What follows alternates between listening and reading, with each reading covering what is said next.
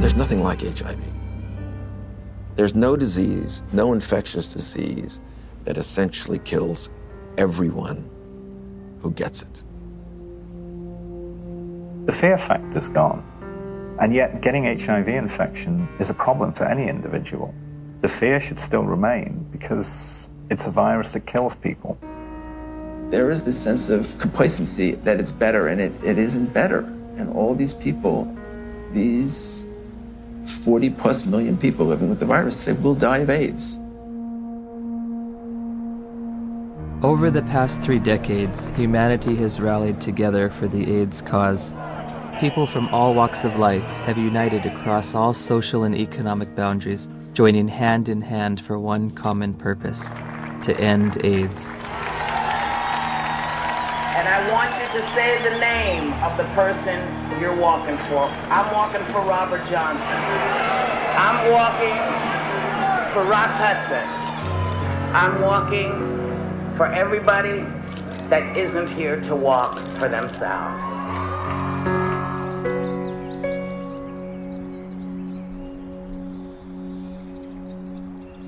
The statistics are growing, all except for one. That's the amount of people cured, and it's still 0. In theory, we could cure AIDS on a piece of paper.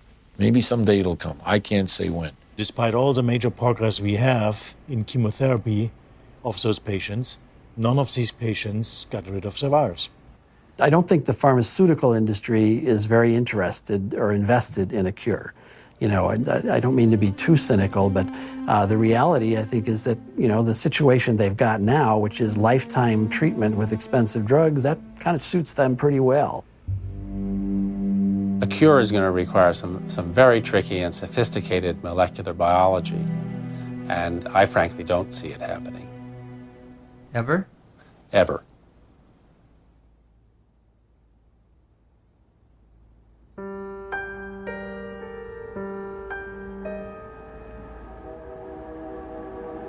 I was born in 1980, a year before AIDS exploded onto the public consciousness. I grew up beneath its shadow like a child raised under the threat of the mushroom cloud. You might say I am a member of the first HIV/AIDS generation.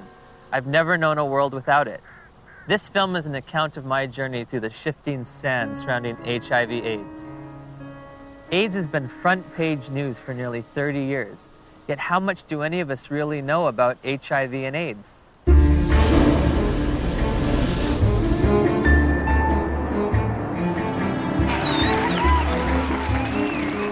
What is the difference between HIV and AIDS?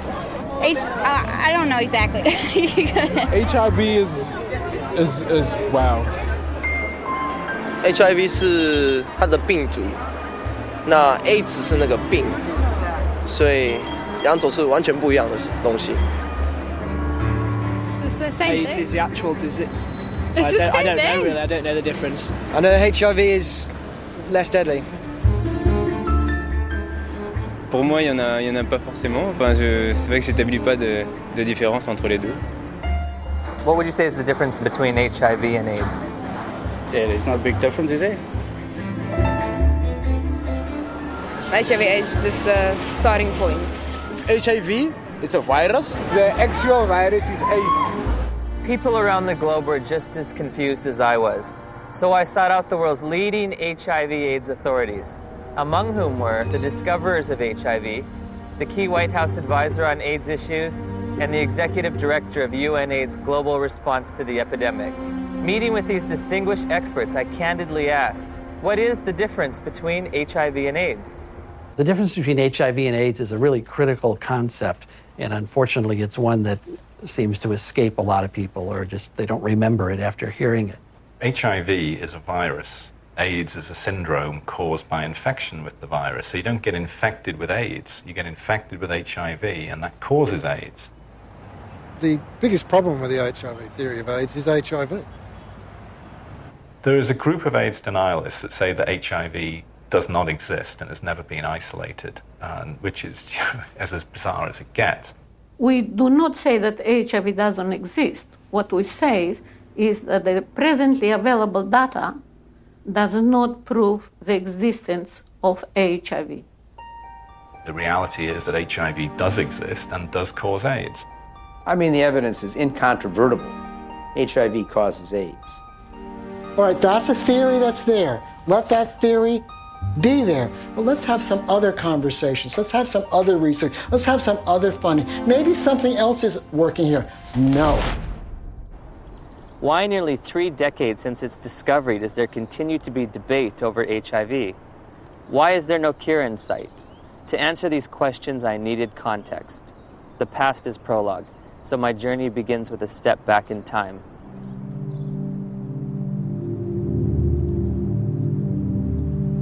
The National Center for Disease Control is reporting more cases of 2 rare and deadly diseases found in homosexual men. There is no apparent explanation for the outbreak.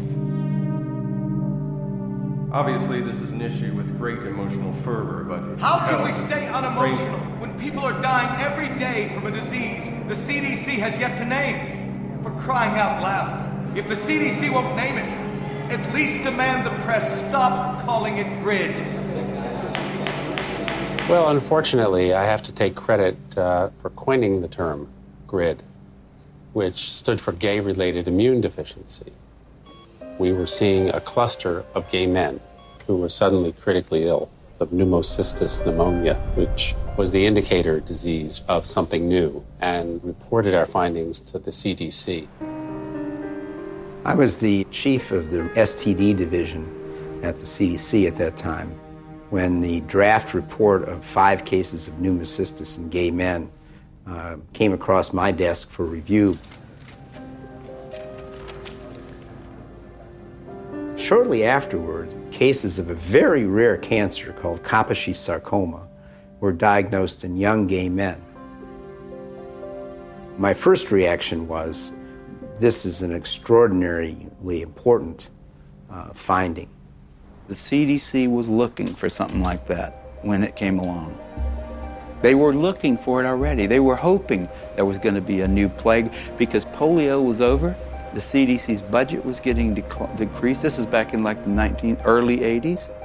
There was double-digit inflation, a very high unemployment, a rapid military buildup, and a threat to decrease all domestic programs.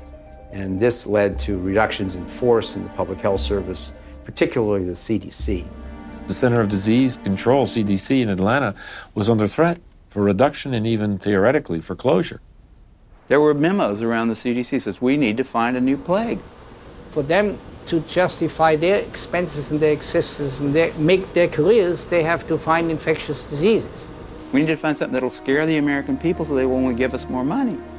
Once people recognized that this was likely caused by a virus, the media attention went from no news coverage to the most covered news story in history.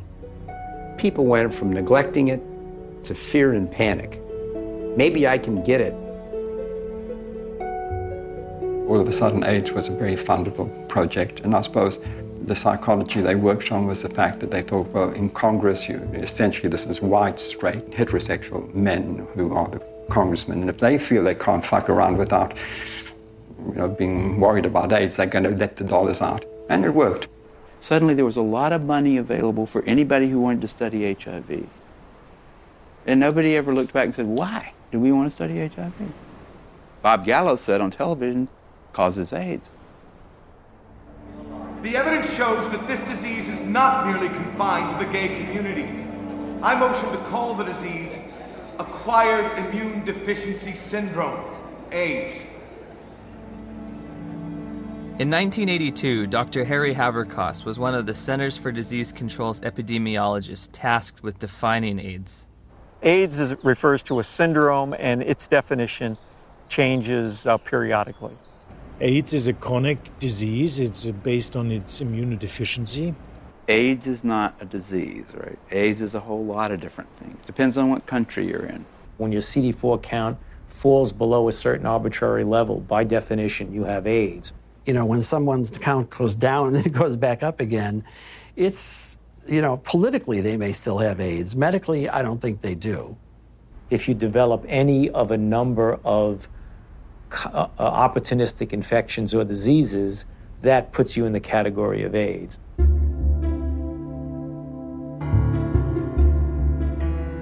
We don't even know what AIDS is. AIDS is so hard to define because they change the definition of it every year. The definition of AIDS has broadened over time. It was revised in 1985, and then again in 1987. The changes in the definition have been political. Every time they change the definition, the numbers go up. The definition has changed many times. The biggest change was probably in 1993, which they then, added the CD4 count and HIV, and, so you could not even be ill, but if you had a CD4 count consistently below 200, you now had AIDS. A closer look at the Centers for Disease Control's documents reveals that AIDS numbers actually declined in 1993, but a retroactive definition change increased the estimates by more than 100%. The more diseases they could lump into this AIDS syndrome, S stands for syndrome, the better the chances are they get patients under that umbrella, the more patients they could catch.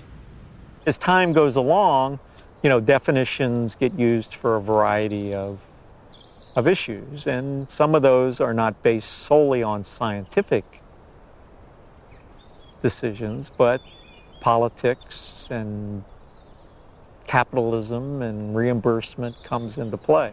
For example, a person with hepatitis C, even say here in San Francisco, if you got hepatitis C and only hepatitis C, you're shit out of luck. Having an AIDS diagnosis, I get a free apartment. The city of San Diego pays my apartment. I can have the state of California pay for many medications related to HIV. I get Social Security benefits. I can get discounts on my supplements at the local health food store. I also get food stamps and in-home supportive cleaning services. So I was basically a healthy person walking around, and I had all these wonderful little perks, You get all these benefits, that we fought for and got. But the end result has been a sort of an imbalance. We succeeded, and I'm glad we did, but it is a little unfair. Politics, insurance, capitalism, benefits, you can be sick or healthy. I never would have thought that AIDS was so convoluted. Right. Well, as I said, that has changed. How you define that scientifically has changed quite often. Which just makes it difficult to, for the lay people to understand. It makes it difficult for me to interpret the numbers. Africa is purported to have the highest incidence of AIDS cases on the planet. So I trekked to South Africa to witness firsthand the impact of AIDS on that troubled continent. Around 10 million of South Africa's 48 million people have been reported to have AIDS. It's only a 10-minute drive from Cape Town's pristine modern airport to the squalor of neighborhoods said to be ravaged by AIDS. All the facts on HIV and AIDS with Griselda on Metro FM Talk. It's World AIDS Day. There are functions, there are gatherings. The international theme is Stop AIDS, Stop HIV and AIDS. Keep the promise. So many years later, we keep saying the same things, HIV, HIV, HIV. And yet, each time I hear words like HIV and AIDS, I just want to pull my hair out. I'm just so fatigued about how we've packaged the messaging. All we talk about is AIDS. It's a sex virus. You have to use condoms or you die. It's a sick and sad message. People can't think outside AIDS anymore. It's just a shocking, sad reality. The first AIDS meeting on the continent of Africa was in 1985 in Bangui. We were there with a few people who had experience on AIDS in Africa. And one of our problems was, how can you diagnose AIDS in Africa in the absence of very sophisticated laboratory support? Even though by 1985 there was a HIV test, most of Africa didn't have access to it. So one of the things that we did in that meeting was to sit down and hash out the so-called Bangui criteria for the diagnosis of AIDS in Africa. The idea was, what would be a simple way for a clinician to look at a patient and say that this patient likely has AIDS? We say somebody who has a combination of certain signs and symptoms like major weight loss.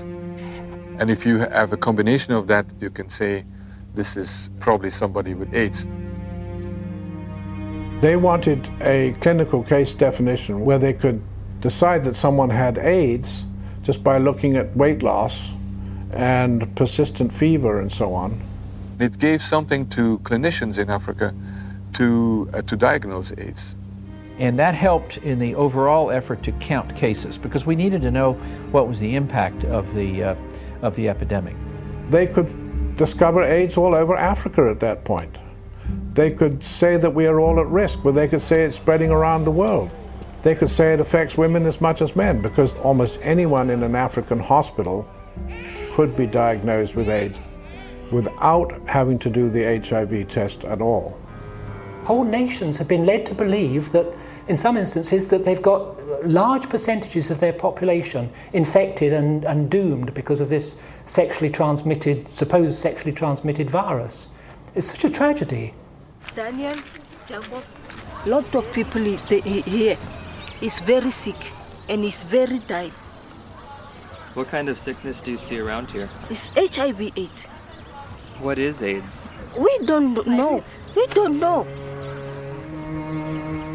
So here you're living in a mud hut, and here come a white men with doctors who you respect, and they tell you that there is now among you an invisible disease, and it gets into your blood and can stay there unseen for years, and when it manifests itself, it's going to manifest itself in the forms of disease that you've always known. Maybe if you look skinny, if you lost weight, maybe they'll simply say hey, you have AIDS, or you're coughing a lot, maybe.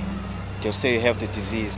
This cannot help but create extraordinary paranoia in people's minds. They say, well, what is going on with us? My neighbor next door he's got malaria. Does that mean that he's actually got this dreadful disease that the whites are talking about? Like I could be fat now, then the mentality is that if ever I become teen, then it could be one of the symptoms. I have to ask myself, why now? Why at this time? Dr. Christian Fiala argues that many doctors have misused the Bangui definition. In the era before AIDS, we had to admit we don't know the diagnosis and we could hypothesize. But nowadays, what doctors do is, well, if we don't know what it is, it must be AIDS. We did have patients with the conditions we now regard as AIDS defining, even before the advent of AIDS. People could have TB and not have HIV and fulfill the Bangui criteria. They'd lose weight, they'd have TB, and they could look like they have AIDS when they don't. Is this Bangui definition still being used today? I'm fairly certain that in many parts of Africa where there's still little or no testing available, that definition is still used, and I wouldn't be surprised that it's used in the poorer parts of Asia. This word AIDS, I don't know what it is anymore. I don't know what we're talking about anymore when we talk about AIDS. AIDS is one thing in Greenwich Village and a very different thing in Kampala, Uganda. I visited the World Health Organization's website searching for answers and discovered there are currently more than 12 different definitions of AIDS worldwide. So I turned to Dr. James Chin, former head of the WHO's Global HIV Statistics Unit, for an explanation. Some countries, they felt they were a little more sophisticated than in others. And you have, along with the epidemic of HIV, epidemics of HIV/AIDS experts. And some of them will not necessarily adhere to any international definition. They'll make up their own definition. High school biology class taught me that diseases and syndromes cannot differ from country to country like languages. It was becoming clear that HIV and AIDS were distinct, separate entities, and that AIDS was diverting my attention from the real culprit, HIV. Where to next? The place millions have had their lives changed forever. She says, we have your test result, you need to come in and get it. And I was like, tell me now, Cheryl. she was like, Kim, we really need you to come in and tell me. I said, then I know it's positive, Charlotte. You would just tell me over the phone. And she's like, Kim, don't panic. You can still have a normal life. I can still remember his face. I can remember his eyes. And all he said was, I'm so sorry. I think you should put your affairs in order, and you might have 5 years. I said, Cheryl, I have to get off the phone right now. I have to go tell my dad. He started crying. This isn't the way it happens in the movies.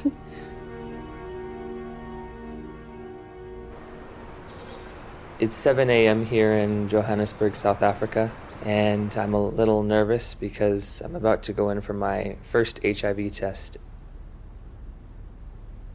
Have you ever gone in for an HIV test? No. No. No. No. No. Yes, I have actually, a few years ago. Were you nervous, apprehensive? I was, very frightened. The nearest testing center wasn't in a hospital or in a doctor's office, but on the main concourse of a bustling train station, beneath a few portable tents. HIV testing facilities are everywhere, from street corner kiosks to shopping malls. I'll be tested with a rapid test, which looks for antibodies to HIV. So, have you ever tested for HIV before? No. You said no. Never. It's the first time. First time.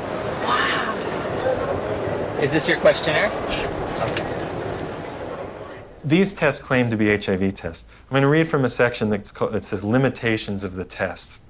The specificity of the Reveal Rapid HIV Antibody Test for blood specimens in low-risk populations has not been evaluated.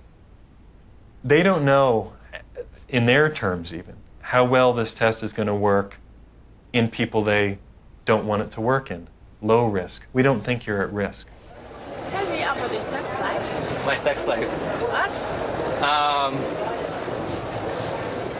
Since you haven't exposed yourself, blood, sex, you're not homosexual, you're gay, you know your story. Yes. Let us go and find out.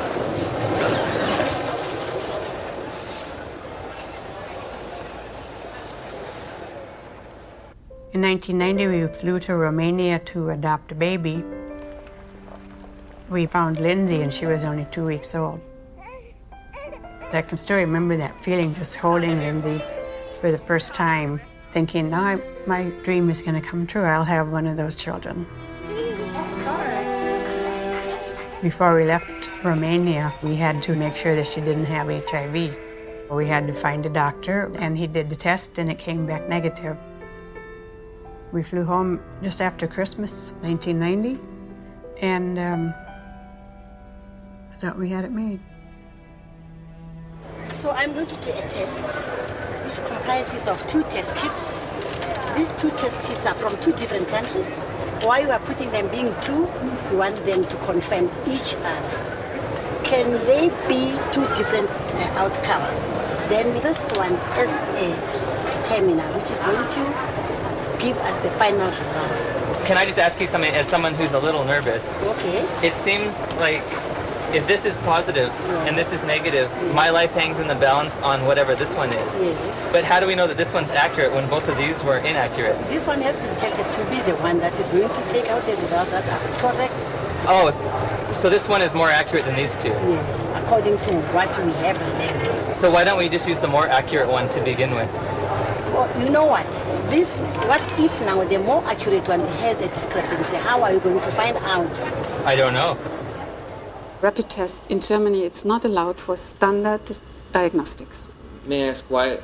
How come you don't use rapid tests for standard diagnostics? Several professional organizations who decide as an expert committee on guidelines how to do things.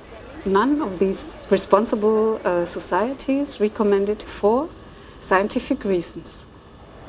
We always say to our clients, even if you have tested here, you can go to other centers and go and test and verify our test. You cannot say we're 100% because you find clients going from area to area doing tests. And they come with stories that I was negative at a certain area, I'm positive with you. How do they decide whether they're positive or negative? We cannot tell because we are using a rapid test. It occurred to me that perhaps the HIV epidemic is reported to be so widespread in South Africa and other poor nations simply because they use these inaccurate tests. There's the saying that if you knew how what sausages are made of, most people would hesitate to sort of eat them because they wouldn't like what's in it. And if you knew how HIV/AIDS numbers are cooked or made up, you would use them with extreme caution. I decided to investigate HIV testing protocols used throughout the developed world. When we're testing people for HIV, the first thing we do is a screening test, and it's usually a test called the ELISA. But there are also now available rapid assays that can be used as screening methods. Because they're faster. And we all know faster and cheaper is more efficient. If an ELISA is positive, it does not mean that the patient is HIV positive. That's a problem. If we're using antibodies as a screening test to tell who's infected or not, very occasionally you can get false positives. So screening tests by themselves should not be used as a definitive measure of infection. That's why we use a screening test to pick up all the cases, but we use a confirmatory test to eliminate any false positives. Take it easy. I'll pierce at the side. It should be emphasized that most of the developing world uses only screening tests to confirm an HIV diagnosis. There are no confirmatory tests. Time now is 25 past. At 22, the results will be out, which is going to be 15 minutes. 9 days after returning home, Steve and Cheryl's pediatrician ran a battery of tests on Lindsay, including an HIV test, even though Lindsay had tested negative for the virus in Romania. Dr. McHugh called us and said, we run into some problems with the testing that you did at Methodist Hospital, and you'll need to come right in and see me. I said, well, what is it? She says, well, I'm not going to tell you over the phone. I said, I need to know exactly what this is. He said, we got bad news that she tests positive. And he said she'll have a 20% chance of living to age 2. That was just a shock. Just a shock after all this joy and happiness. We finally found our daughter, and I'm dancing around Romania, and now I come home, and it's like somebody could just stab me. And then I had to call my mom, and that was the worst phone call I've ever had to make, because I even remember saying, that poor girl, she's just not gonna make it. So that we don't have to go to somebody and say, well, you might be infected, but it might be a false positive. We do a second test. That's a test usually called the Western blot. In 1992, when I was told by my doctor that I was HIV positive, that was only a verbal admission to me. She didn't give me the written paper that came from the lab that tested my blood. I found out that it says this indicates possible infection by virus. There can be mistakes from the antibody test, and there are conditions that can cause the test to be inaccurate. Now that I've got the package insert for that test kit, it says positive results using any specimen type should be followed with additional testing. But this is the test that they use to confirm with. This has a margin of error done properly that's extremely low. In other words, it's one of medicine's better tests. I don't think the Western blot is a useful diagnostic test. I don't think it's worth doing. Did he give a reason? Anybody can say anything. I think it's stupid to drive a car. But come on, you gotta give a reason. It's a useful prognostic test. Once you know that someone is infected, then you can follow their antibody response as well with Western blots. I'd say he's absolutely wrong. It has a complete usefulness. You don't need a Western blot. And it's become a dogma in HIV research that you need one ELISA followed by a Western. You don't. You need 2 different kinds of ELISAs made in 2 different formats. Would you ever want to confirm somebody is positive using just ELISAs? No, never. It's against the rules. It's against the recommendations. It's a turbulent sea of argument about how can we use this test? When can we use this test? Why does this test have no standard? We have a group now of about 40 patients that have no detectable virus. in their body, but they're not being treated. So the first question is, are they really infected? So the Western blots can have false positives? No, the Western blot was negative too. But they were told they were positive by a lab, yes, that misread the Western blot. Heavyweight champion Tommy Morrison tested positive in 1996. 11 years later, in 2007, he tested negative multiple times, allowing him to return to the ring. There's constant discussion in the community of people who do diagnostic testing and the blood bankers about how to read these tests. When you're looking at this Western blot, how do you determine what is a positive? You need a certain number of bands being present. It depends a little bit on the producer of the test. It depends on the manufacturer. Is there different criteria for what might be a positive? Yeah, there are different criteria from the manufacturer. Thank you for the word. And also there are guidelines from the WHO and UNAIDS. Well, HIV infection is diagnosed with rather now routine laboratory tests, which for which there are criteria for diagnosis established by the manufacturer, FDA. Claudia showed me the package insert that comes with the Western blot. It contains 8 different sets of criteria for diagnosing HIV infection. Because of the different criteria that apply in different countries, you can test HIV positive in one country and be given an AIDS diagnosis as a result of that, whereas in another country you won't test HIV positive and you won't be given an AIDS diagnosis. It's ludicrous that you can be positive in one country and not positive in another. Theoretically, I could be diagnosed with AIDS in the United States, but if I take 3 steps to my right, I wouldn't be diagnosed with AIDS, or I would lose my AIDS diagnosis when I cross the border. In 1992, I was encouraged by a doctor to take what's called an HIV test as a matter of social responsibility, and I was shocked and devastated and horrified when the results came back positive. It was one of those moments that everyone fears their whole life. A week later, I take the same test to an AIDS specialist. He looks and says, "This isn't a positive test. I don't know what this test means." Since a false positive looks like a true positive, how can you ever distinguish whether it's truly a positive or a negative? Well, that's a great question. It's going to be very hard to determine a false positive. So I take the test again, and this time my results come back marked from the lab indeterminate. I'm faced with the decision, do I want to wait 6 weeks to test again or do it right away? I opted for right away. My results that time come back positive. Took it again, came back negative. I took it again, positive. What happens if you're positive on one criteria but negative on another manufacturer's criteria? How do you decide who's infected and who's not? You will use the most sensitive criterion.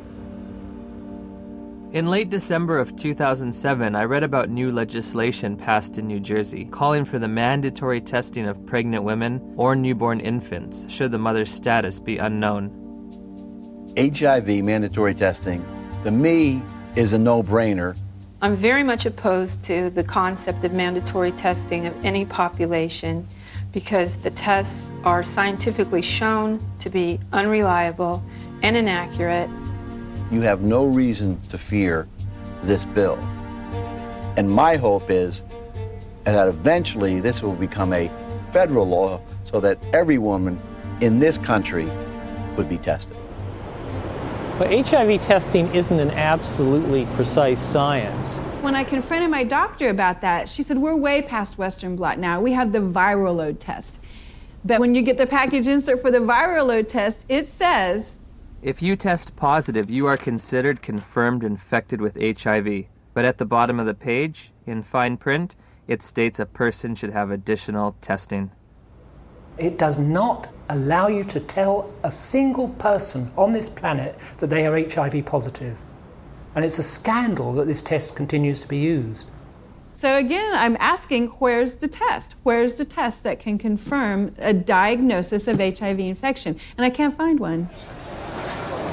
I have the package insert from the manufacturer which they supplied me with. And under limitations of the test, it states that risk factors should be used in conjunction with the test. Has a person had sex? Have they used drugs? Have they had a blood transfusion? And then in conjunction with the test, not the test alone, but with the test, then you decide whether the person is positive or negative. Do the answers to these questions help aid in the diagnosis? Oh, of course they did. Really? They do. Now, if I tell you that the test you took was lousy and didn't mean a thing, does that make any difference for everybody to hear? You make a difference for me. Yeah, I know. How can we say that HIV is the cause of AIDS when we don't know, based on current tests, whether or not anybody diagnosed positive actually has HIV? President Thabo Mbeki will officially open the AIDS conference tonight. Delegates here are hoping he will finally separate himself from the AIDS denialists. We remain convinced of the need for us better to understand what would constitute a comprehensive response in a context such as ours, which is characterized by high levels of poverty and disease. As I listened and heard the whole story told about our own country, it seemed to me that we could not blame everything on a single virus. I thought this man must be an idiot. Everyone in Africa is dying of AIDS. I know this because I read the New York Times. It's beyond doubt. Rion Milan was hired by Rolling Stone to investigate and debunk President Mbeki's misguided ideas. Where to begin? The numbers. My very first action, I opened Johannesburg's Yellow Pages. I thought that I could illustrate this with a scene that began in a coffin factory in Johannesburg, where workers are working overtime trying to create caskets for these mountains of people who are dying of this condition. And I discover that in the midst of what UNAIDS says is a plague, is that half of the coffin factories in Johannesburg have gone bankrupt. In South Africa alone, it's about 1,000 people dying every day from AIDS. If you're an advocacy agency and you perceive low numbers to be bad, your bias may be to accept higher numbers even if they're not scientifically sound. I know Jim Chin quite well, and I was the chairman of the steering committee on epidemiology of the global program on AIDS in WHO when Jim Chin was in charge of epidemiologic estimates. And we could never get information how the WHO estimates were made then. So we were very critical in these days because we felt it was not based on enough evidence. It's possible that he didn't read the materials we sent him or he didn't understand them, but we did send information to anybody that wanted to know about the estimates because they were pretty transparent. In an attempt to get to the bottom of the statistics debate, I've come to Geneva, Switzerland to look at the World Health Organization's official numbers. And what we found, there are no numbers, only assumptions and estimates. How are the monies divvied out to states for AIDS prevention or AIDS treatment? How is government monies sent out to different states and communities? The more AIDS you have, the more money you get. Exactly. The AIDS buonists have a vested interest in maximizing and squeezing the data to get the worst possible scenario that they can out of it, because the worse the situation is, the more compelling their fundraising claims are. When UNAIDS was created, about $250 million was spent on AIDS in poor countries. 10 years later, it's $10 billion. That's an unprecedented increase. Still not enough. When that was created, the first thing Peter Piot said was that UNAIDS is an advocacy agency, pure and simple. And this was my first objective when I came into this job, and that was put it on the political agenda. He divested himself of all of the program aspects and the scientific aspects of AIDS. This is not a scientific issue. This is a matter of politics. Except one unit. He kept sort of the numbers unit. we are really doing a major disservice to say it is not as bad as it looks like, because actually it is much worse. 1 month after my interview with Dr. Piatt, the Indian government slashed their estimates by nearly 60%. Shortly thereafter, UNAIDS acknowledged they'd been overestimating global HIV statistics for more than a decade. They've painted themselves into a corner, and now their house of numbers is falling apart. America is leading the fight against disease. And I call on you to double our initial commitment to fighting HIV/AIDS by approving an additional $30 billion over the next 5 years.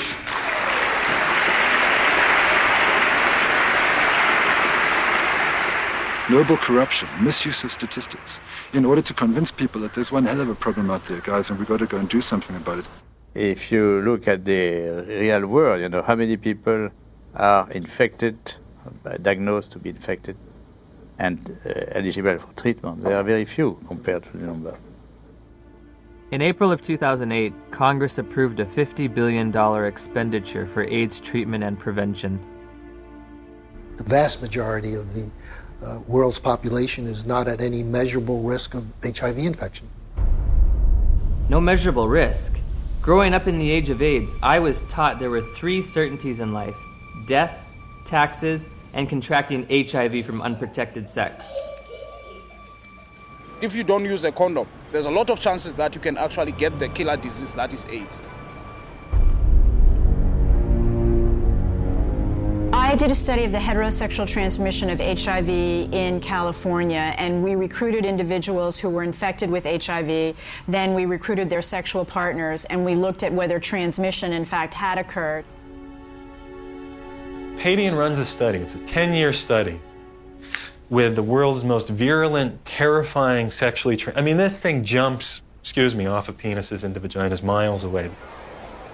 How many of them do you think, after 10 years, with the world's most terrifying, virulent, sexually transmitted disease, came up positive? Nobody. Nobody. Nobody who was negative came up positive. 0. I think HIV is more difficult to transmit than most other sexually transmitted diseases. I think that's pretty widely known. If I were to have unprotected sex with somebody who is HIV positive, how many acts would I have to engage in before I got the virus? Just one. I assume one would be enough. First act? 1 is enough. Remarkably, HIV is a difficult infection to transmit. This contradicts everything I was ever taught about the sexual transmission of HIV. AIDS is the best example of what's really scary and alarming and dangerous about our culture right now, which is that it's a culture of PR. It's a public relations phenomenon. The truth doesn't matter. What matters is the image. If we were talking about reality, the reality is that AIDS is over.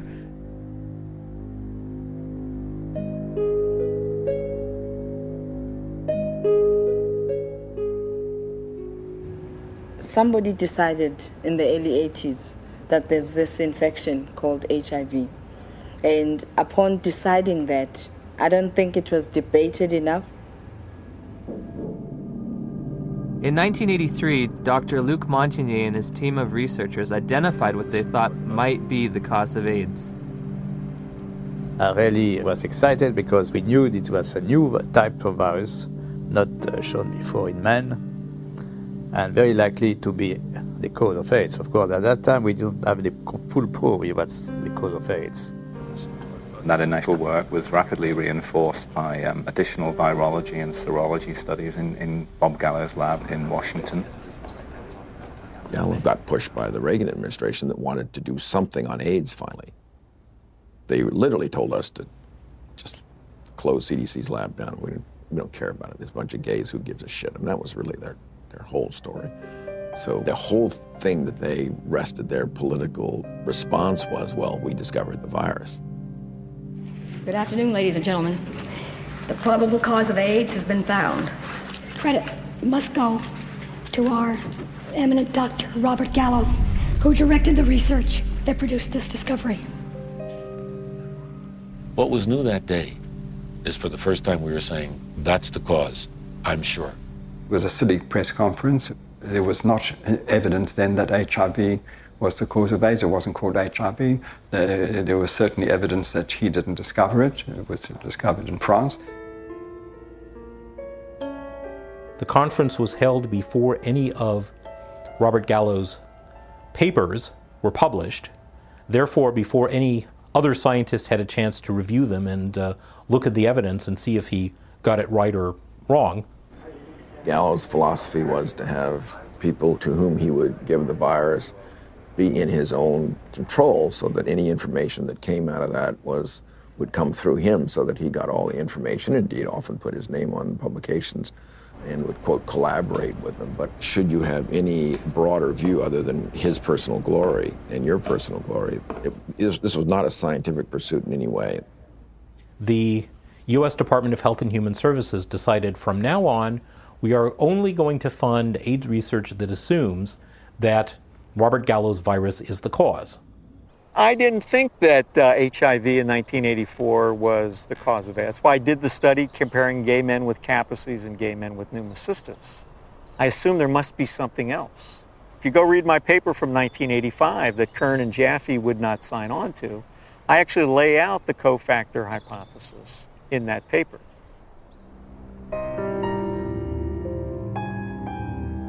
I'm a promoter of the role of cofactors in AIDS.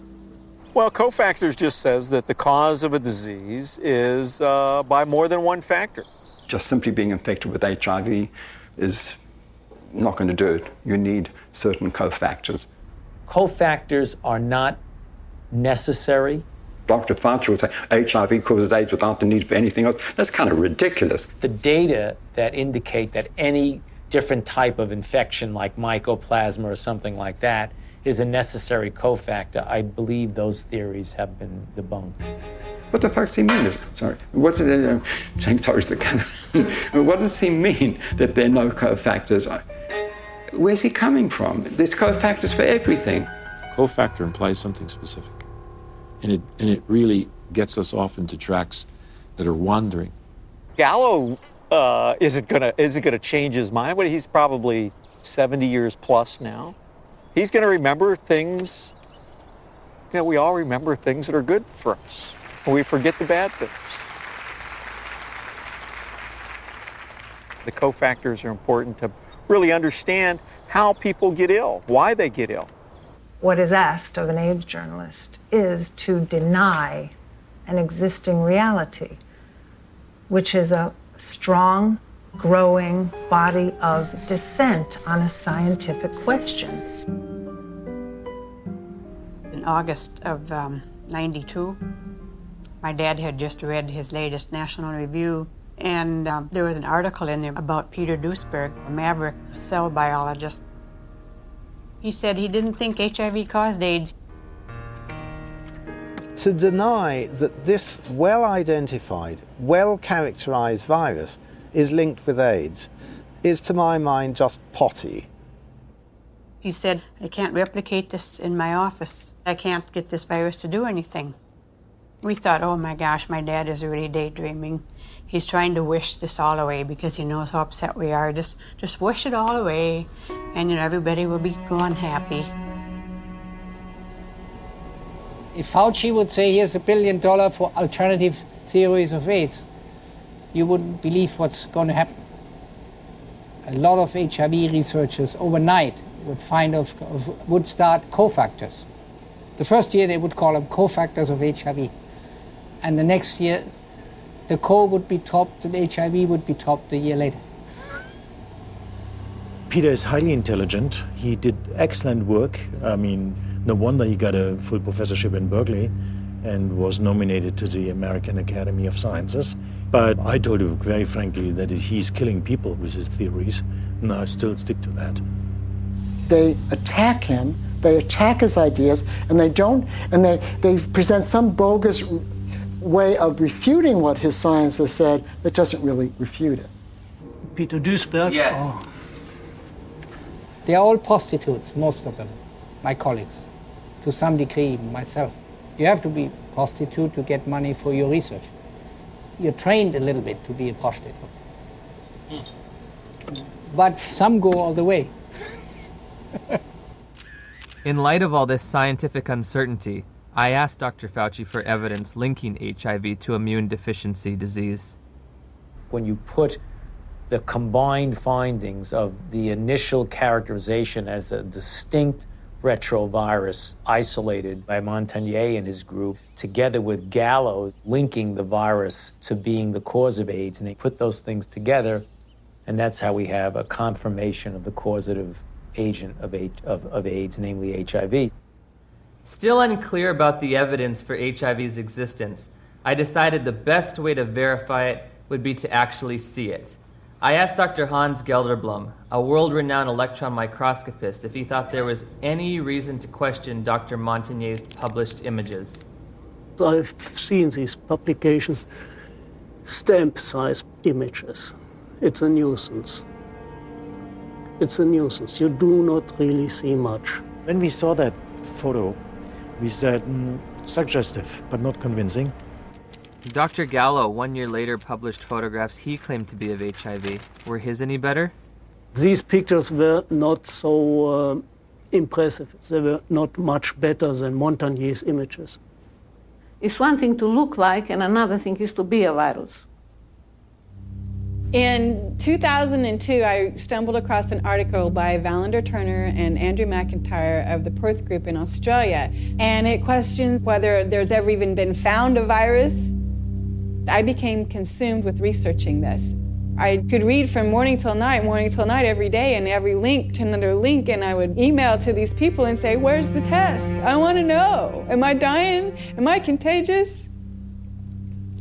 And they weren't even very kind. They were just like, read our articles again. How many times do we have to tell you there's no test? It is crucial to understand that an AIDS diagnosis is forever. It cannot be reversed or alleviated. The stigma attached to people knowing that you have it and are living with it is worse than actually living with it. I can't think of anybody who's ever been evicted from their apartment because they had breast cancer or because they had cerebral palsy. I did a campaign to address stigma. The message is that if anyone is infected, we are all affected. Some have it medically, some have it socially, some have it culturally. And at the end of the day, if it exists anywhere, it exists everywhere. We don't all have AIDS. And once you start bullshitting, it gets a problem. You know, we don't all have AIDS. We all have to be sympathetic to AIDS. And yes, there's all kinds of people who get HIV infection. But you know, we don't need to make, in my view, non-truths, you know, or just to have a slogan or a symbol. We all have AIDS. No, we don't all have AIDS. But my message is you do have it, whether you want to accept it or not. Are you medically susceptible? Maybe not. But are you socially vulnerable? Yes. In June of 2007, the BBC featured a news story which began, HIV infection theory challenged.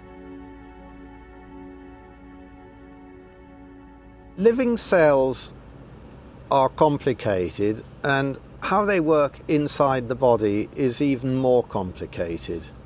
So there's still a lot of debate as to how exactly HIV causes AIDS. In March of 2008, the Washington Post went on to state that multiple surprises have reminded researchers how much they still don't know about HIV's biology. HIV has got to get inside the circulation of the body, and it does that in ways that are not completely understood. The prime target for HIV is a T cell population called CD4 helper T cells. The way that the virus gets into the target cell, it fuses its membrane to the membrane of the cell. I don't understand the fusion process. I don't think anybody completely understands it. We have a relatively poor understanding of how viral proteins interact with proteins in the cell. How come our antibodies aren't able to keep HIV in check? It's an excellent question. That's one of the great stumbling blocks. They can't prove that HIV is the cause of AIDS, okay? They cannot prove that HIV is the cause of the collapse of the immune system, no matter how many scientific journals says it is. When you go to the basic research, it doesn't prove it. We are almost convinced that there is other factors that are involved in the loss of CD4 cells, and we don't know yet all the mechanism. How HIV depletes the T cells so an individual advances to AIDS is probably due to multifactorial elements. One is it will kill the cell eventually that it infects.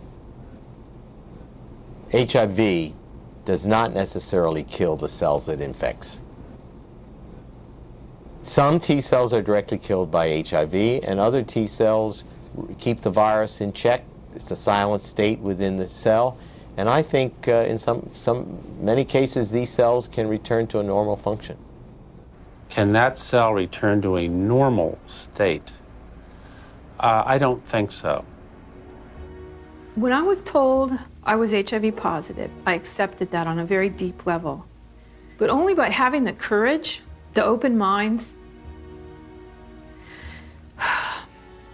and the open hearts to answer these questions are we ever going to know how to help people, how to do what we need to do to help people.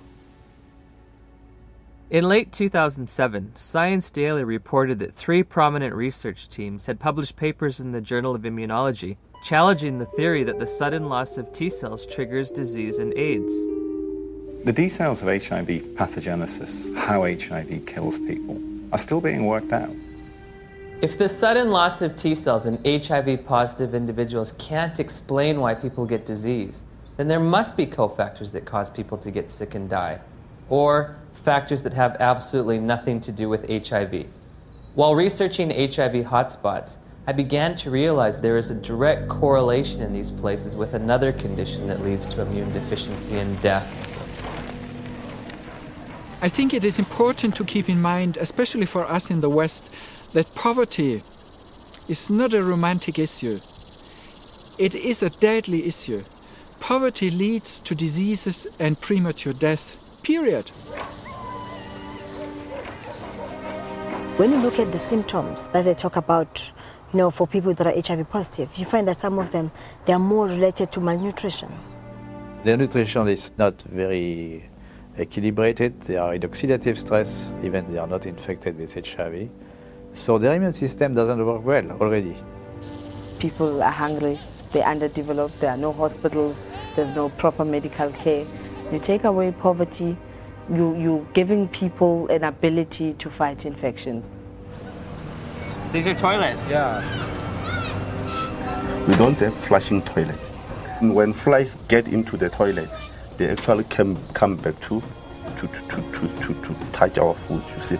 And look, we need to take that food. And we don't know which infections are there. So how do you expect people must survive in these places? Look there.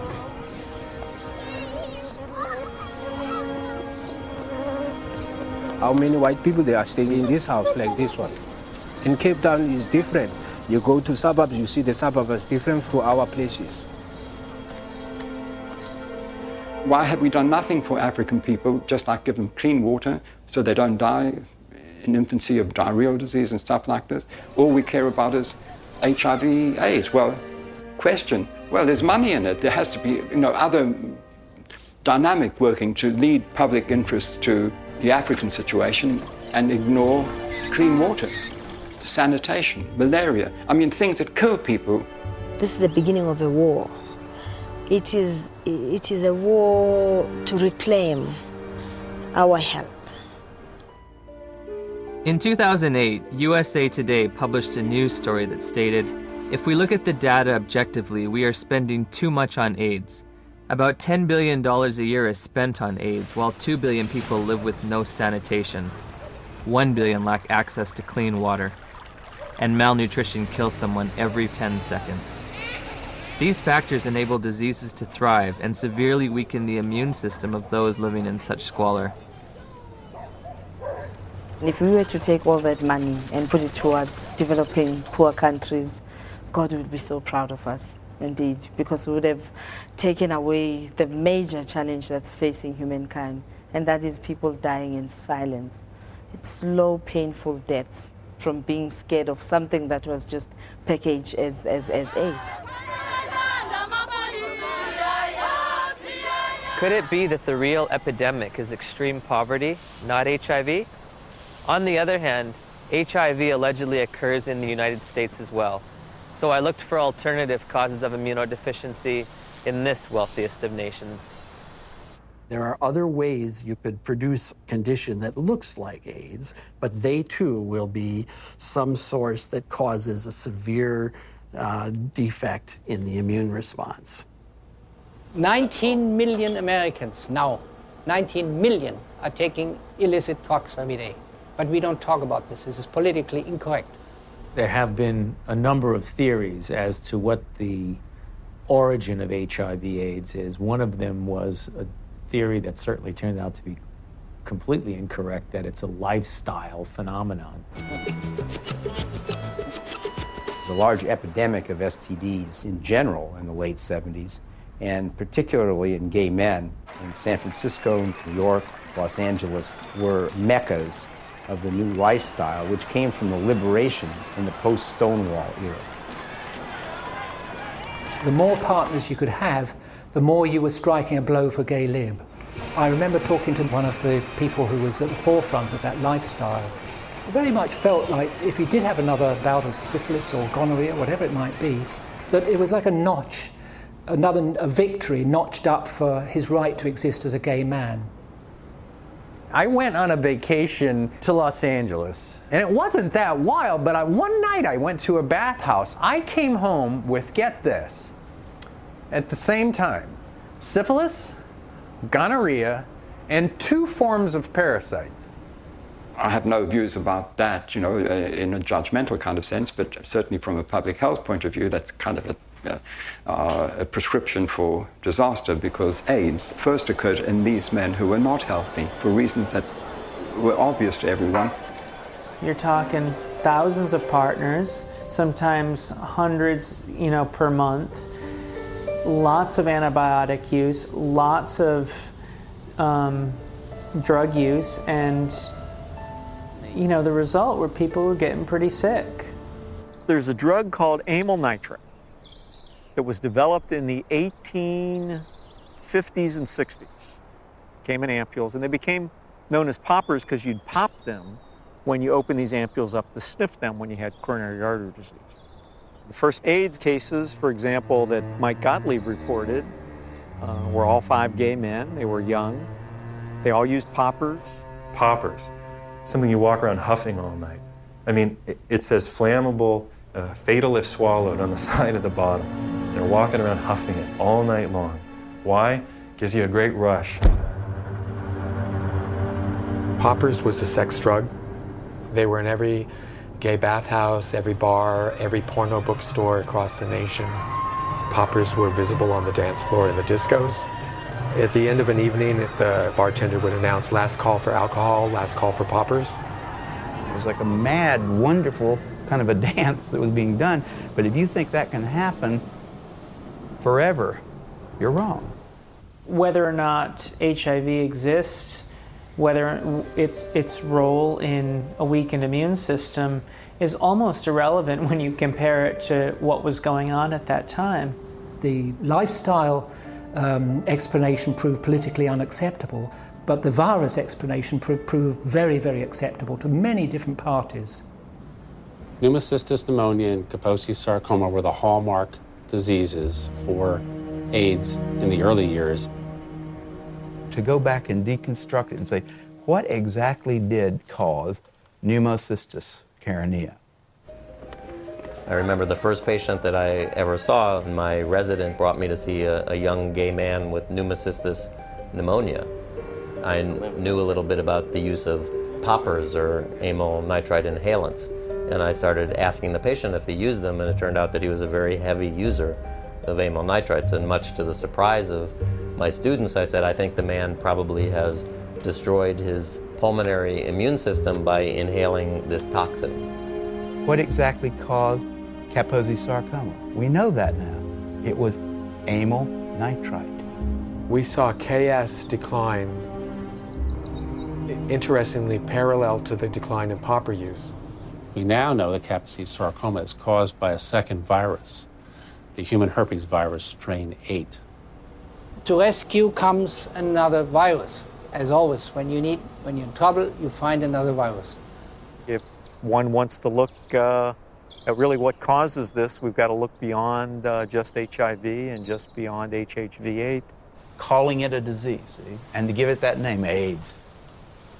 So everything's included under that, and you don't have to just say, I mean, if you just said, you know, these people are getting a lot of weird diseases, all kinds of diseases, it wouldn't have had the same impact. It was much better to say, there is an infectious organism on the loose in America, and it could get you.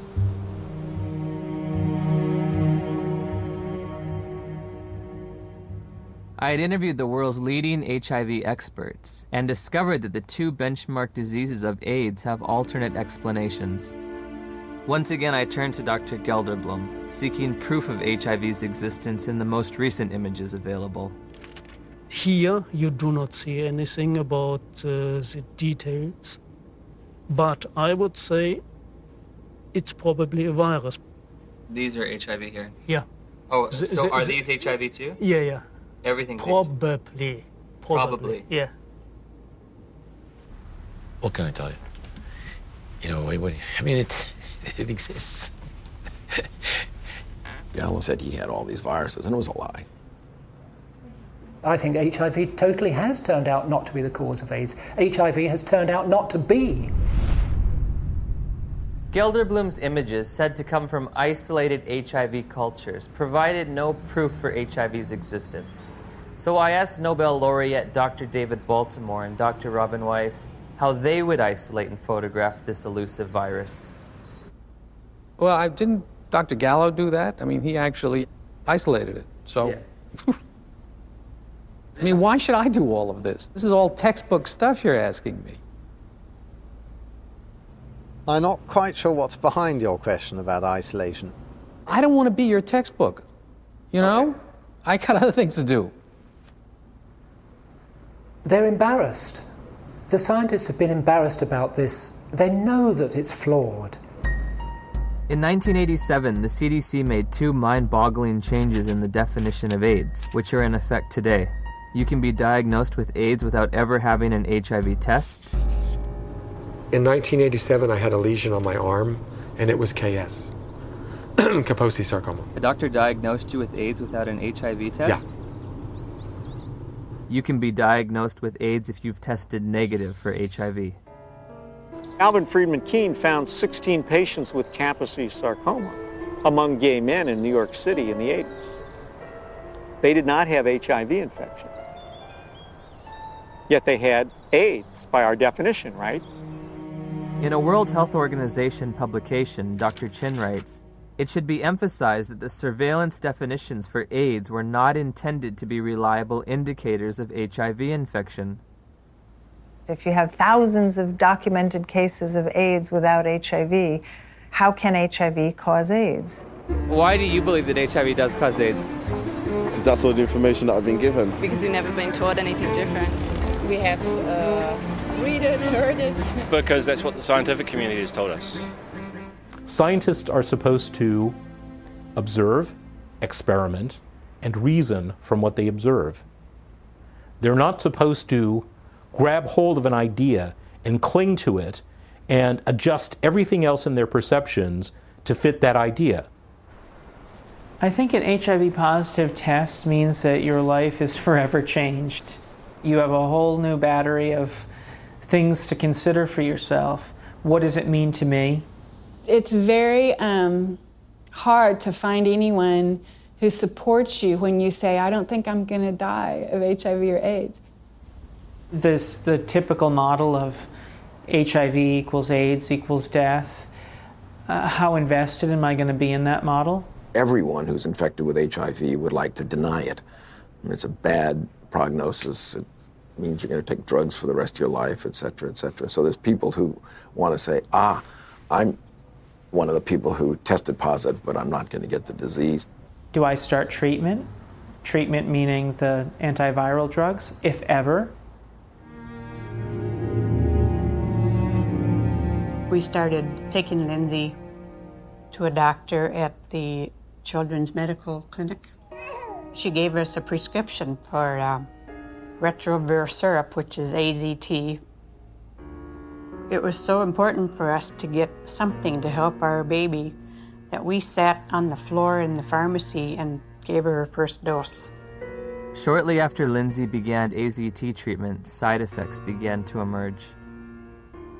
Her eating habits changed quite a bit. She didn't eat well. She was hard to handle at the table. And then the leg cramps started. Once that started, it got progressively worse. She would just grab him and go, ow, you know, screaming in the middle of the night. Just like it was up. It wasn't an ache, it was like, must have been sharp pains. It's just made you feel sick to your stomach. Any drug active on HIV will be toxic because it's not 100% specific on the HIV enzymes. When we switched over to the university, then the dosage of AZT went up, and that's where she started flattening out on her growth chart. The doctors would try to put a positive spin on how well she was progressing. It was mainly in the T cells that weren't always a positive situation. Yeah, the T cell count would go down, and then the doctors would say, well, maybe we better raise that AZT dosage, get that T cell count back up. We were going, I think it's kind of making her sick because she doesn't want to eat. She's having leg cramps. And they'd say, well, it's the HIV, and that's what it does. It's all part of the package. The treatment causes a very similar condition we would expect from an AIDS patient. That's why nobody noticed that there was something wrong with the treatment. I remember in 1992, after I first tested positive, I became involved in an organization called Women at Risk. There were 11 of us at the time on the board and involved in the group. All of us except 3 were on the medications. In the year and a half that I was involved with Women at Risk, every single woman in that organization on the drugs died. Every single one, except the 3 of us who weren't taking them.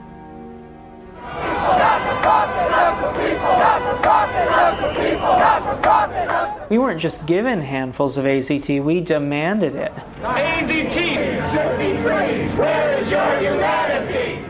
We considered the FDA not giving us these things as being anti-gay instead of being responsible.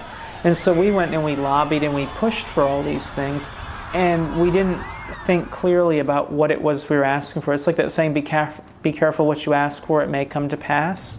That's the very reason why everybody believed HIV is a deadly virus, because the HIV positive patient at that time got a deadly treatment. Despite the billions spent on the drug, tens of thousands of people with AIDS have died. And now a growing number of studies are questioning the drug's usefulness.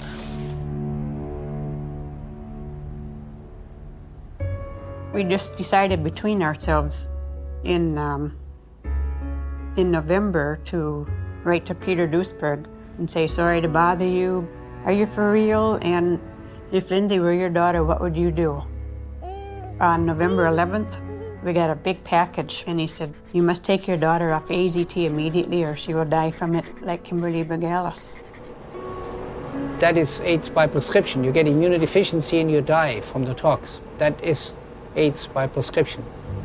When AZT became widely available in 1985 and 1986, I cautioned my patients not to jump on the bandwagon and start being treated. I didn't want to see my community poisoned by an ineffective therapy. I think in retrospect, the dose that we started with AZT was a dangerous and poorly tolerated dose. Nobody wants to realize what was the real effect of this overtreatment. That means that we killed a whole generation of AIDS patients.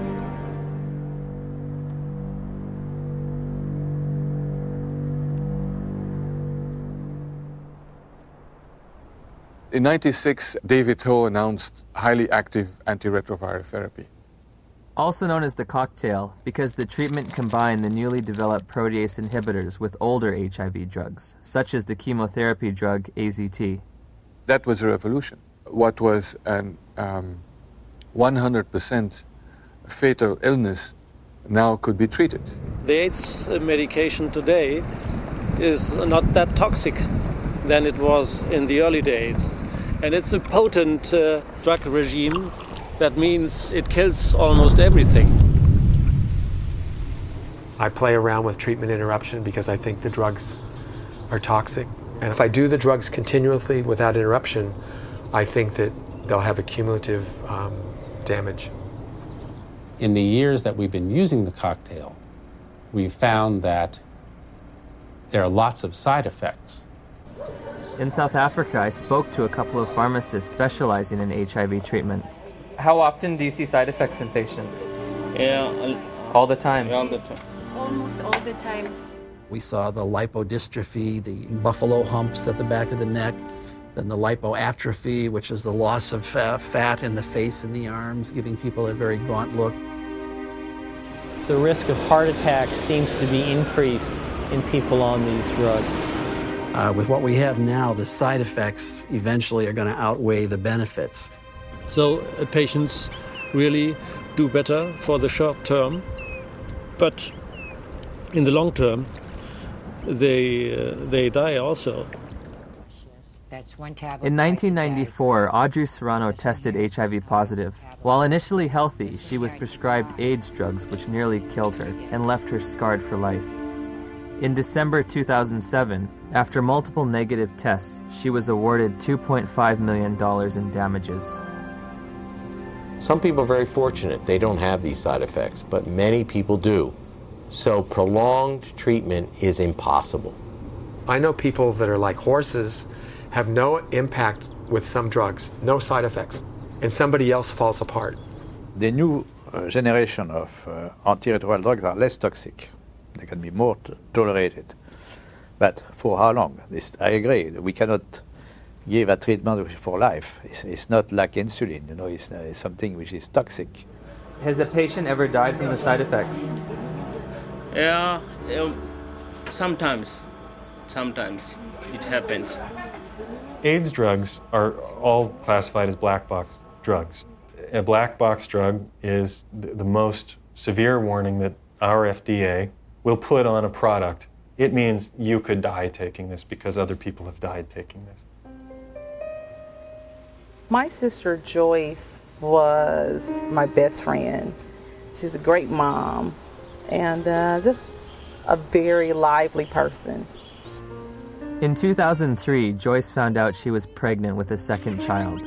She was offered an HIV test as standard prenatal care by her obstetrician. She called me at work and she was like, I got something to tell you. And I was like, well, what is it? She said, I'm HIV positive. So I took a deep breath. I said, well, it's not the end of the world. And she said, well, Nell, I met this doctor today and he's a specialist. And he says, is there some medicines I can take that'll keep my baby from being HIV positive? Nevirapine. Warning. Severe life-threatening skin reactions, including fatal cases. One morning, she was covered in these welts and this rash. It was all over her face. It was all over her chest, all over her arms, her hands. When they're talking about a rash that can kill you, they're talking about a drug that targets the actively replicating cells in your dermis, in your mucosal layers, in your intestine, and stops them from working. And what happens? Goodbye skin. I would never take them. I don't have a problem with other people taking them, but I, as Griselda Kananda personally, looking at the side effects that they come with, looking at the toxins that they present in my body, not now, not ever. I have patients tested in 1985. They were all advised to take treatment, but they declined the treatment for different reasons, because they didn't want to take toxic drugs because they were feeling well at that time. And how are they doing today? They're still living. Healthy? Yeah. Once we came to the conclusion that this was the drug that was causing this problem, irregardless of what the HIV was going to do, she was going to come off the drug no matter what. If taking her off the drugs meant that she could sleep through the night and be happy for 6 months, that would be worth it rather than live in agony for 2 years or 12 months. You hear a lot of doctors, you hear a lot of educators in AIDS, you hear a lot of people talk about it is probably the drugs that are going to kill us before the disease does.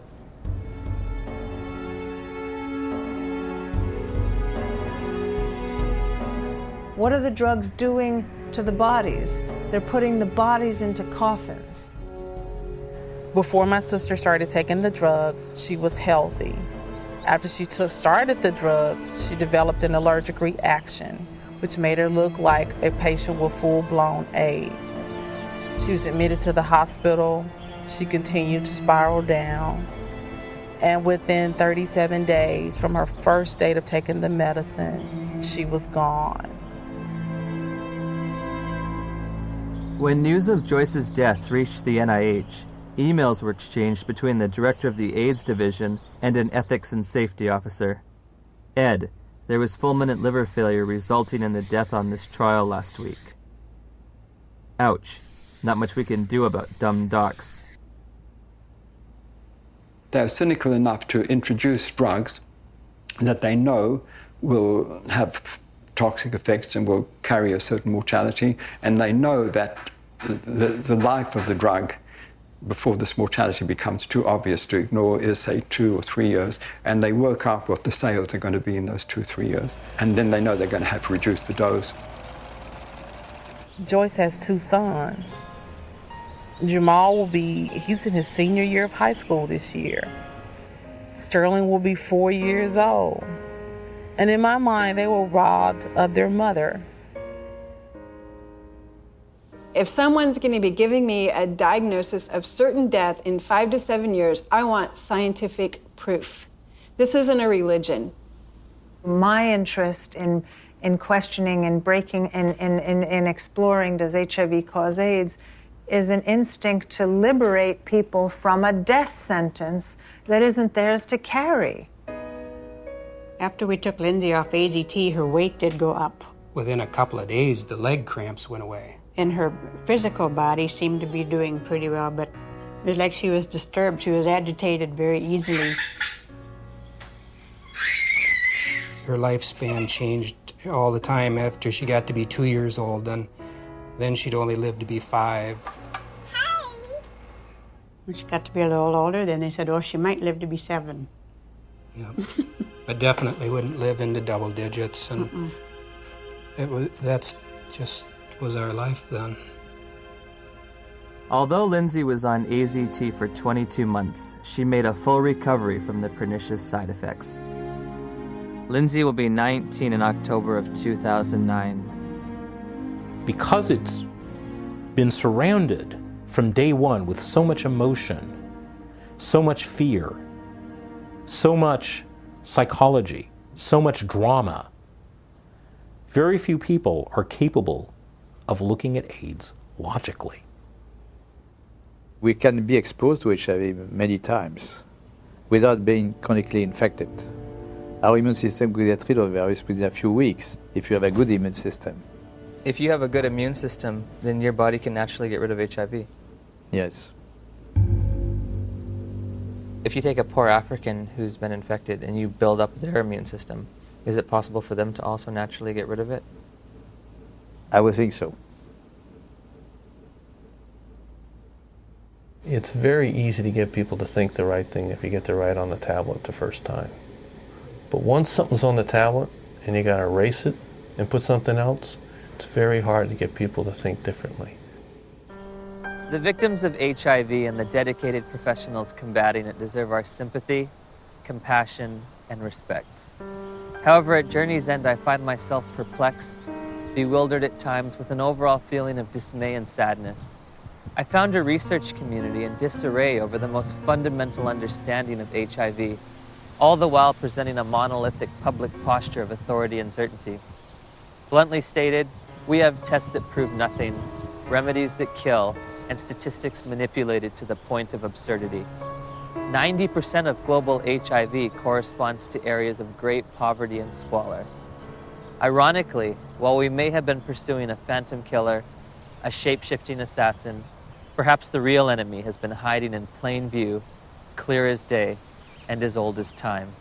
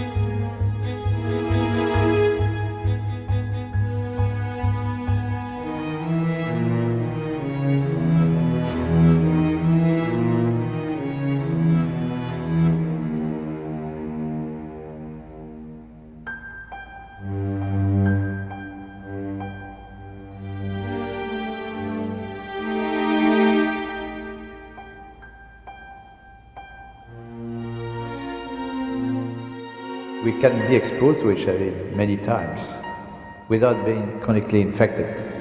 Our immune system will get rid of virus within a few weeks if you have a good immune system. If you have a good immune system, then your body can naturally get rid of HIV. Yes. How can we say that HIV is the cause of AIDS when we don't know, based on current tests, whether or not anybody diagnosed positive actually has HIV? Some people are very fortunate they don't have these side effects, but many people do. So prolonged treatment is impossible. Called CD4 helper T cells. What the fuck's he mean? What's it in? It fuses its membrane. What does he mean? But then no cofactor. Where is he coming from? There's cofactors for everything. To the membrane of the cell. There inside cells, virus grows, makes more of the cells. Gallo isn't going to change that. He's probably in the circulation. Finds other CD4 He's going to remember effects. There is an ongoing battle. Cells die, the body will replace those cells that die, but there's not an infinite capacity. The cofactors are important. This really battle between HIV how people get ill, why they get ill. What is asked of an AIDS journalist is to deny an existing reality, which is a strong, growing body of dissent on a scientific question.